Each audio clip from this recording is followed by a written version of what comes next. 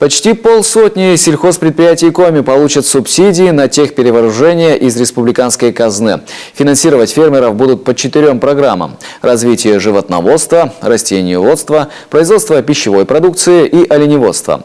Среди претендентов на помощь из республиканской казны не только крупные сельхозпроизводители, но и крестьянско-фермерские хозяйства.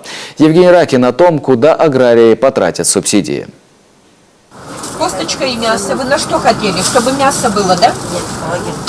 А, на холодец-то да. А на кости надо, чтобы мясо было. Да. Мясные ряды на ярмарке выходного дня всегда пользуются покупательским спросом. Многие сыктывкарцы интересуются происхождением белковой продукции. Аграрии готовы представить все необходимые документы и уверяют, производственные помещения соответствуют всем техническим требованиям. В 2014-м модернизация площадок по убою крупного рогатого скота должна закончиться, говорят в региональном Минсельхозпроде. В прошлом году новое оборудование поступило на 13 специализированных пунктов. Техперевооружение коснулось аграриев южных и восточных районов Коми. Теперь очередь за северными муниципалитетами.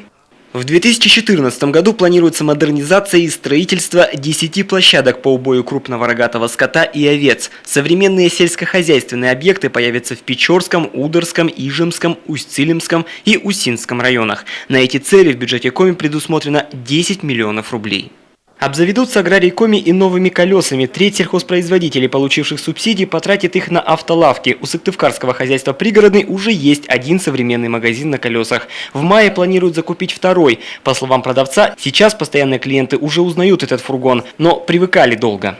Палатки. Там и тебя видят, и товар видят, а здесь-то не видят. В хозяйствах Чухлома и Куратова планируют реконструировать фермы, а в СПК Вишерский Каркировского района построить новые скотопомещения на 200 голов. Аграрии Пезмага получат субсидии на комплект оборудования для животноводства. Параллельно сельхозпроизводители будут обновлять и парк техники. В основном мы приоритет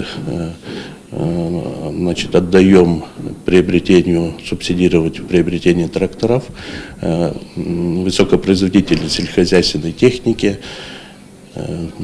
переработки и оборудованию для животноводческих ферм, которые строятся, которые реконструируются. Всего на техническую модернизацию и обновление сельскохозяйственных объектов из республиканской казны выделят 81 миллион рублей. Больше половины средств направят на поддержку животноводства. Евгений Ракин, Виктория Палкина, Вячеслав Беспалов, Олег Юшков, телеканал Юрган.